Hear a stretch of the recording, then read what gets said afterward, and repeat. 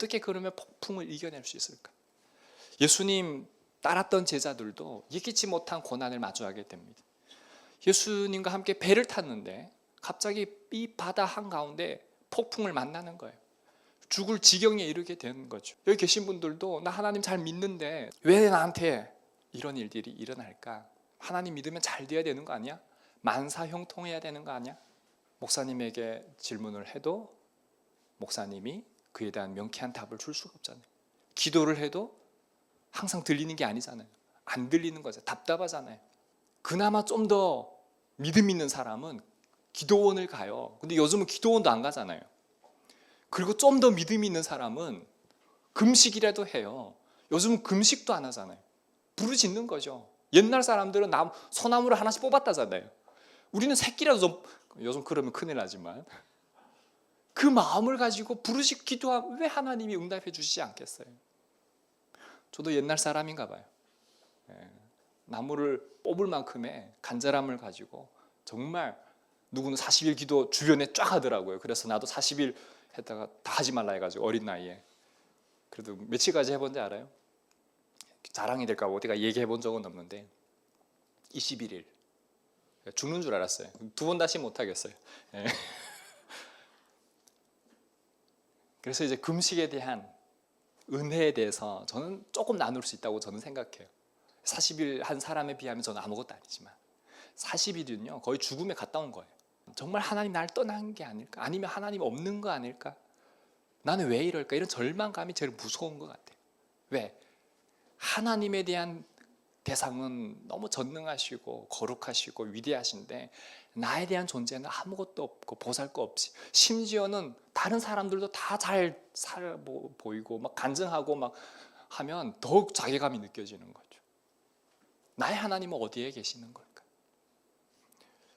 여러분 욥기서 읽어보면 가장 고난을 받은 사람이 욥인데 욥도 동일한 얘기예요. 하나님 어디에 계십니까? 보이지 않는다는 거예요. 욥의 탄식이 그러합니다. 그때 고백하는 게 그 고백하는 거잖아. 나를 정금과 같이 단련하신 후에 내가 나아간다. 오늘날 그 말씀에 대한 해석이 조금 잘못되긴 했지만 하나님은 그럼에도 불구하고 나를 다 잘 아신다는 말씀이에요. 자, 그러면 우리는 폭풍을 어떻게 이겨낼 수 있어요? 나의 시선을 문제가 아닌 주님을 바라보십시오. 폭풍이 불어오면 우리는 보통 무엇을 봅니까?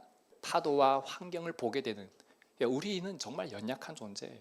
마태복음 14장 보면 베드로가 물 위를 걷잖아요. 걷다가 어떻게 됩니까? 파도를 보고 두려워서 빠지게 되죠. 그때 예수님이 뭐라고 말씀합니까? 믿음이 적은 자요, 왜 의심하였는지. 오늘도 제자들한테 이 믿음이 적은 자요, 믿음하고 직결이 되어 있다는 거예요. 저는 거기서 은혜 받는 게 뭐냐면 빠졌다는 것도 은혜 받지만 문제는 조금이라도 걸었다는 거에 대해서. 여기 걸어보신 분 계십니까? 조금이라도. 요즘 걸으면 사람들이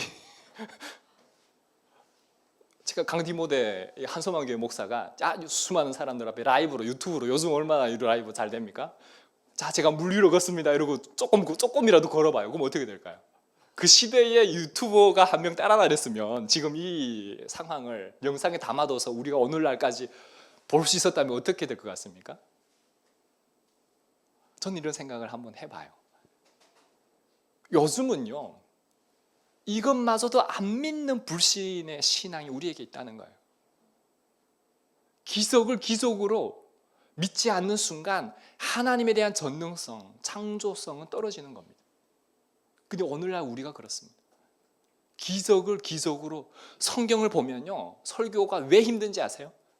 기적을 안 믿는 사람과 하나님의 기적을 선포해야 되는 이 괴리 사이에, 그럼 앉아서 무슨 고민하냐면 왜 그러면 나에게 기적이 일어나지 않습니까? 말씀을 전하고 저는 은혜 받은 줄 알고 내려가면 다 하나같이 목사님 그런데 나에겐 그런 기적이 일어나지 않습니다. 제가 기적을 보여줄 수 없으니 동일한 자리에서 기도하는 것 말고는 할 수 있는 게 없죠. 안 믿는 것 또한 저는 신앙이라고 생각하는데, 그러면 이런 질문을 해요. 목사님 그럼 물 위로 한번 걸어보세요. 그러면 제가 믿을게요. 여러분 이게 웃으려고 하는 거 같죠? 진짜예요. 그래서 목회자들이 힘든 거예요. 보여줄 수 있으면 얼마나 이 설교가 쫙쫙 먹히겠습니까? 보여줄 수가 없으니 우리 또한 살아가면서 소소한 기적을 경험한다 할지라도 조금이라도 일이 잘 되고 뭔가 하나님 도우신 것 같을 때는 막 감사헌금도 내고 예배도 잘 빠지지 않고 잘 참여하고 막 두 손 들고 막 날아다니죠. 조금이라도 하나님이 안 들어주신 것 같고 이러면 바로 돌아서잖아요. 바로 불평하잖아요. 근데 이게 우리만의 모습은 아니에요. 이스라엘 백성들 또한 성경에 보면 다 나오는 얘기예요. 불평 불만으로. 우리는 그 상황을 통해서 하나님을 볼 수 있어야 되는데 상황을 통해 하나님을 볼 수 없다는 게 우리의 연약함이라는 거예요. 잘 생각해 보세요. 내 뜻을 정하고 그리고 하나님이 그거를 들어주시고 이건 주술적인 행위하고 뭐가 다릅니까? 그런데 만약 저와 여러분이 하나님을 믿는다면, 그 하나님이 절대적인 분이시라면, 창조주 하나님이시라면, 무에서 유를 창조할 수 있는 하나님이라면, 기적을 베푸실 수 있는 하나님이라면, 산을 옮기라 해도 산을 옮긴다는 믿음이 우리에게 있다면 그 기도가 어떻게 달라져야 되겠습니까? 이 폭풍, 하나님의 뜻이 무엇입니까를 구해야 되지 않겠어요? 하나님의 역사를 구해야 되지 않겠어요? 그러면 하나님 분명하게 말씀하십니다. 나를 나타내기 위한 영광의 도구니라. 나를 신뢰하라. 여러분, 이런 어려움들이 있을 때, 이 고난이 있을 때, 폭풍이 있을 때, 그때 하는 기도는요, 진심이에요. 보다를 움직이는 기도예요. 이때 붙잡는 말씀은요, 그 어떤 것보다도 달고 꿀송이 같이. 여러분, 배고플 때 꿀 한 방울 딱 넣어보세요. 바로 힘이 확 돋아요. 우리의 영적인 가뭄, 메마름이 이 말씀을, 그때 붙잡는 말씀은, 제가 북한에 들어갈 때 이제 들어가면 죽으니까, 그러니까 하나님이 살아계시면 말씀으로 말씀해 주세요. 이 기도는 진심이었어요. 환상도 보고 꿈도 보고 기도하면 북한을 가서 북한 주민들이 복음 전하는 상황을 계속 보여주시니까 내 안에 얼마나 갈등과 괴로움이 심했겠습니까? 가면 죽는데 하나님 말씀해 주십시오. 기도했는데 하나님이 말씀을 주셨어요. 여호수아 1장 8절 9절 말씀, 이 율법책을 내 입에서 떠나지 말게 하며 주야로 묵상하여 그 가운데 기록된 대로 다 지켜 행하라. 그리하면 내 길이 평탄하게 될 것이며 내가 형통하리라. 내가 어디로 가든지 내가 너와 함께한다. 생명의 말씀을 붙잡으니까 두려움이 사라지고 담대한 믿음이 생기더라고요. 그러니 건너가는 거예요. 미치지 않고는요 건너갈 수가 없어요. 여기 계신 분들 지금 하나님이 예를 들어서 두만강 건너가세요. 아니면 여기 강화도 여기 북한 넘어가세요. 그럼 갈 사람 있어요? 여기? 미치지 않고는 못 가죠. 동일한 거예요. 근데 기적은요, 그 불가능한 것에 순종할 때 하나님의 역사가 나타난다는 거예요. 세상이 이해할 수 없고, 심지어는 옆에 있는 사람, 자식, 부모, 가정 이해할 수 없지만 하나님과 연결되어 있을 때, 그 하나님의 뜻을 구할 때 하나님의 뜻을 나타내 보여주신다는 거예요. 그래서 우리는 뭘 볼 수 있어야 되냐면 그 폭풍, 고난 너머에 계시는 주님을 볼 수 있어야 돼요. 하나님의 뜻을 구할 수 있어야 돼요. 하나님의 나라를 구할 수 있어야 돼요. 이게 여기에는 영적인 비밀이 있습니다.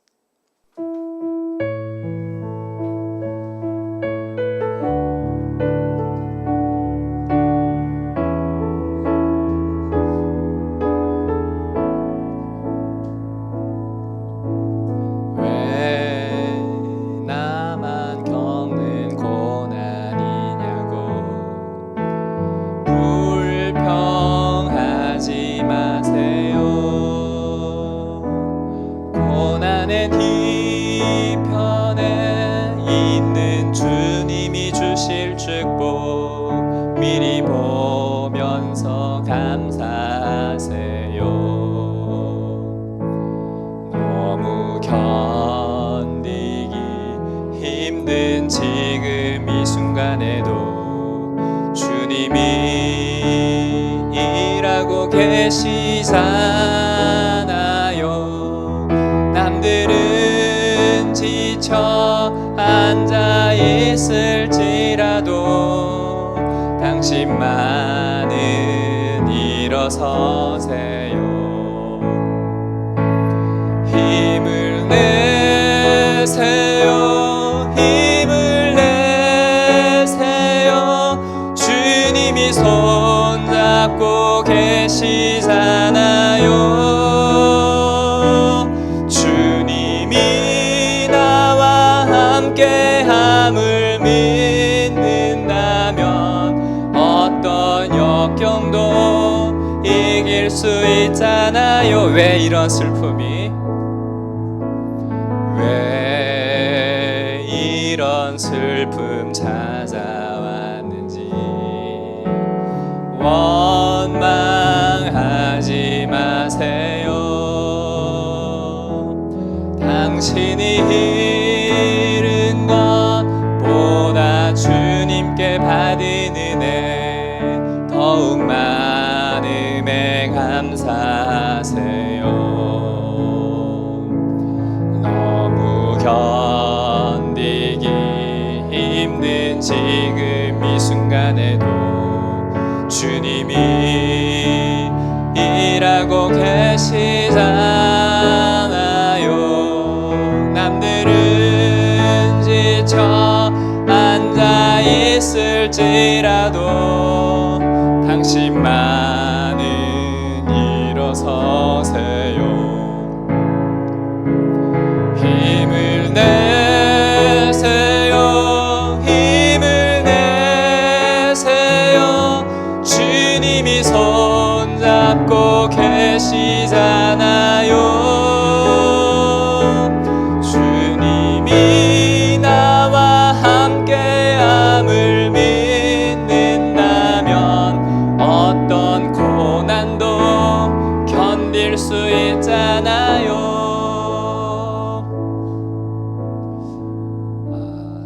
여기에서 가사가 주님이 뒤에 계시다, 주님이 함께 하신다.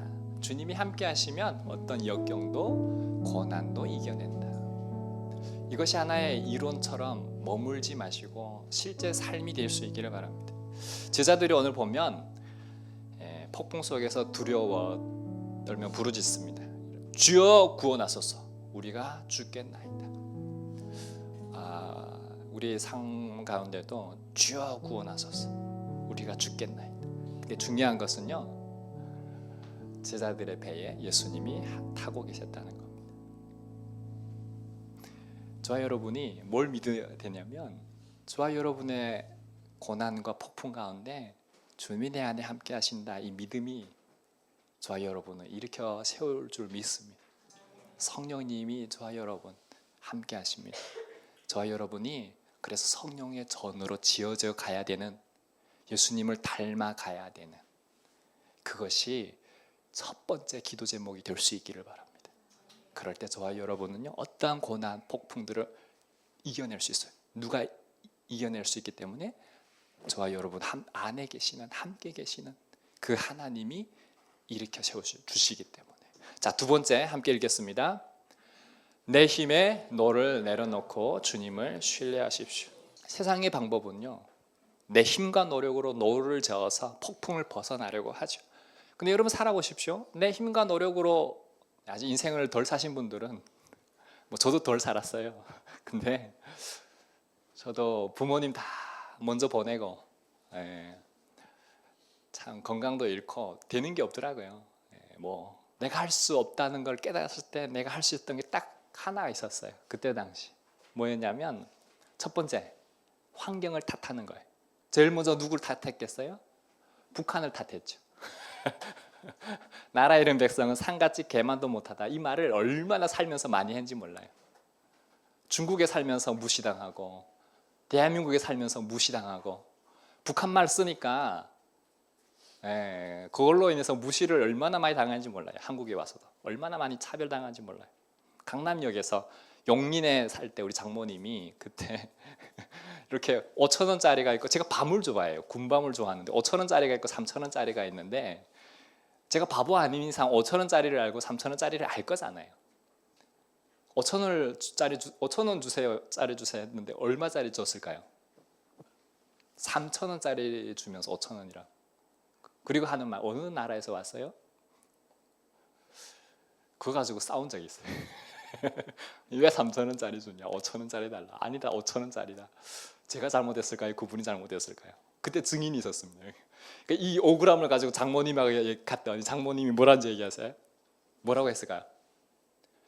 그래서 빨리 서울말 배우라니까. 그래서 서울말 어떻게 하는 거예요? 했더니 이게 얼마예요?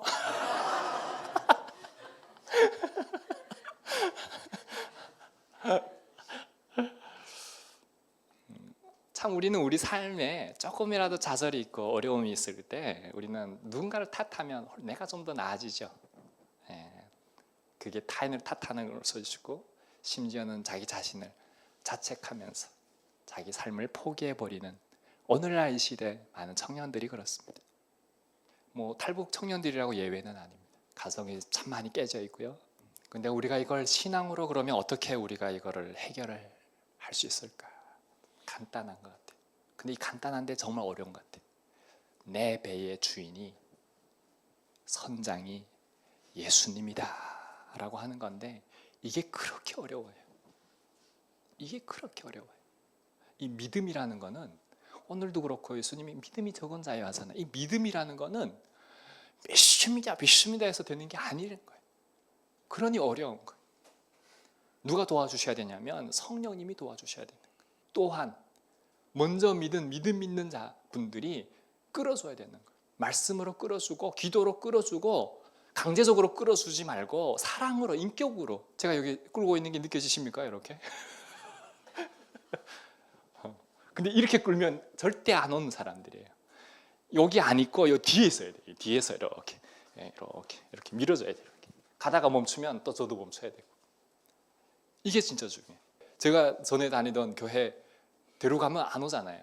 그래서 집 근처에 어느 교회 딱 데려다 주고 난 내 교회로 가고.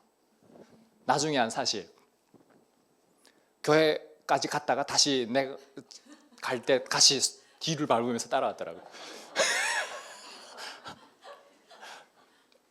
시간 지나면 생각해 보니까 두 가지 생각이 나더라고요. 첫 번째는 배신감, 두 번째는 감사함. 그 감사함은 뭐냐면 그래도 친구를 따라서 여러분 양천구 푸른말 아파트에서 여기 양재 온누리교회까지 양재역에서도 한참 걸어가야 되거든요. 그리고 그거 따라서 내와서 푸른말 아파트까지 간 거잖아요. 대단한 믿음 아니에요? 교회 안에는 못 들어가서도 나 같으면 이왕 갔던 김에 예배 좀 드리고 그리고 나왔겠어요. 사실은 그건 내 욕심이고. 그러나 그런 섬김과 나름 그런 기도와 때로는 부질없는 것 같은 그런 헌신과 희생들이요, 이게 사랑이에요. 별거 아닌데 이게 쌓여지면 사랑이라고 느끼는 거예요. 사랑을 말로 하는 사랑은 때로는 사랑일 수 있어요. 그러나 그보한 더한 사랑은 살아내는 거. 근데 이 살아내는 건 정말 어려워요. 사역자일지라도 어려워요. 그러니 사랑을 설교하면서 저는 못하겠어요. 사랑 설교를 조금이라도 시도해보고 도전해봤더니 너무 힘들어요. 그러니 여러분 서로 사랑하세요 이 설교를 못하겠어요. 못하겠습니다. 그러니 여러분들의 믿음의 분량만 그만하십시오. 과하지 마시고. 예수님의 사랑을 우리는 경험했지만 우리는요 금방 고갈이 돼요. 내 안에 성령으로 충만하지 않으면 우리는 금방 고갈이 돼요. 목회자들이 목회하면서 왜 번아웃이 옵니까? 금방 고갈이 돼요. 목회자라고 뭐 항상 성령 충만한 줄 아세요? 아니요. 여기 계신 여러분들 마찬가지 아닙니까? 우리가 여기서 선포하고 할 수는 있어요. 근데 실제 삶에서 다 무너진다고요. 그러니 우리가 정말 끊임없이 말씀 붙잡고 기도하고 성령 충만하도록 정말 사모하고 나아가야 되는 거죠. 그럴 때 내 배의 주인이, 내 삶의 주인이 하나님이다. 우리 잠언 3장 5절 6절 말씀 함께 읽어볼까요? 시작. 너는 마음을 다하여 여호와를 신뢰하고 내 명철을 의지하지 말라. 너는 범사에 그를 신뢰하라. 그리하면 내 길을 지도하시리라. 너는 마음을 다해 여호와를 신뢰하라는 거야. 내 명철을 의지하지 말라는 거야. 너는 범사에 그를 인정하라. 그리하면 내 길을 누가요? 하나님이 지도하시리라. 내 명철을 의지하지 않는 게 이게 얼마나, 이 내려놓음이 얼마나 어려운지 아세요? 나의 주인이 예수 그리스도다. 내 배의 선장이 예수 그리스도다. 내 길을 예수님께 맡기는 거, 이게 진짜 어려워요. 기도도 그렇게 해야 되는데 우리는 맨날 내가 붙잡고 하나님 따라오세요, 맞춰주세요, 도와주세요. 하나님이 뜻을 구한다고 말은 하는데 실제로 구하지는 않는 거예요. 내 뜻에 하나님을 이용하는 거죠. 내 목적에, 욕망에 하나님을 이용하는 거죠. 안 되면 하나님 탓. 하나님을 신뢰할 수 있는 것들은요, 우리 상황 가운데 우리가 떠들지 말고 잠잠해야 돼요. 우리가 잠잠해야 돼요. 말을 많이 하는 사람일수록 좋은 사람이 없어요. 잠잠해야 돼요. 그래서 시편의 60편 말씀처럼 나의 영혼이 잠잠히 하나님만 바라며 오직 구원이 그에게서 나는 도다. 하나님의 때를 기다리는 거, 이게 진짜 어려워요. 구원이 하나님에게 있는데 우리는 그 때를 기다리지 못해서 내가 잡아 뽑는 거죠. 내가 뭔가를 하다가 망치는 거죠. 사도행전 27장 보면 사도 바울이 로마로 압송 당하던 중에 유라굴로라고 하는 강풍을 만나게 되잖아요. 사흘 동안 해, 달 보이지도 않고 그냥 폭풍으로 인해서 이 큰 배가 그냥 다, 그래서 짐도 버리고 배에 있는 최대한 짐 가볍게 할 수 있는 걸 다 버려요. 그래도 죽음에 이르게 되는 그 상황에 처했을 때 사도 바울이 하나님으로부터 환상을 받는 거죠. 그때 이 절망 가운데 있을 때 사도 바울이 이런 말씀을 합니다. 사도행전 한번 읽어볼까요?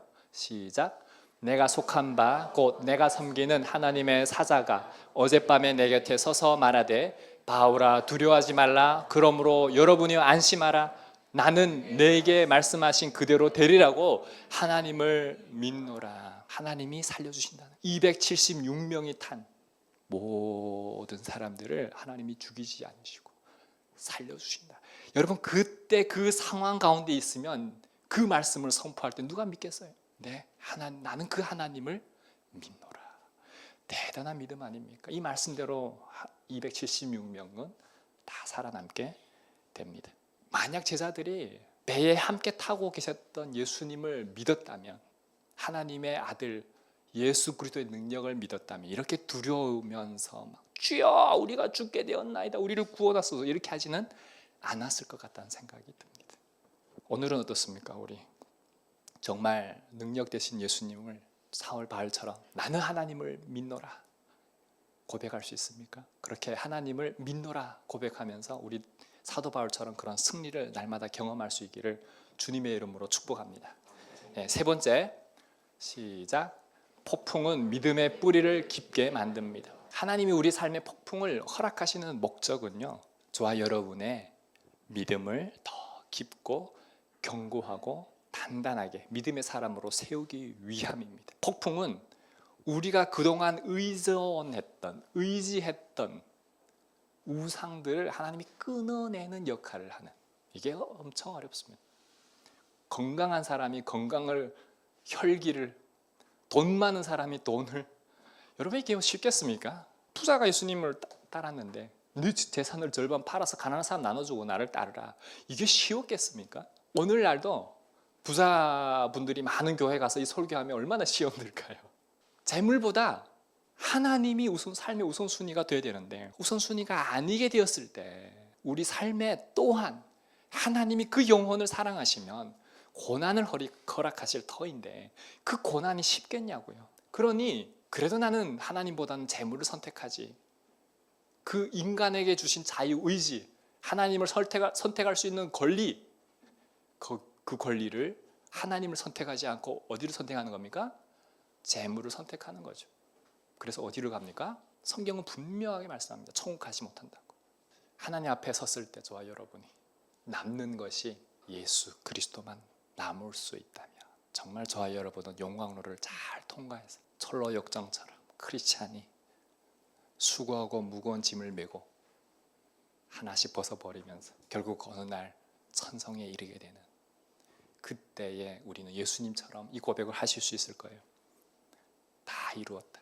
예수님이 그 무거운 짐을 벗겨주셨을 때 저와 여러분은 그 가치를 더 크게 깨달았을 때. 근데 그 깨달음을 이 땅에서 저와 여러분이 누리면 살아갈 수 있다면 없는 자 같으나 가진 자가 되고 가난한 자 같으나 부한 자가 되고 오직 내 삶에 예수로 충만하게 되는 그 구원의 감격과 기쁨을 가지고 오늘도 저와 여러분이 예배 자리에 감사하며 나아갈 수 있을 거라고 저는 확신합니다. 용광로를 통과해야 돼요. 폭풍을 통과해야 돼요.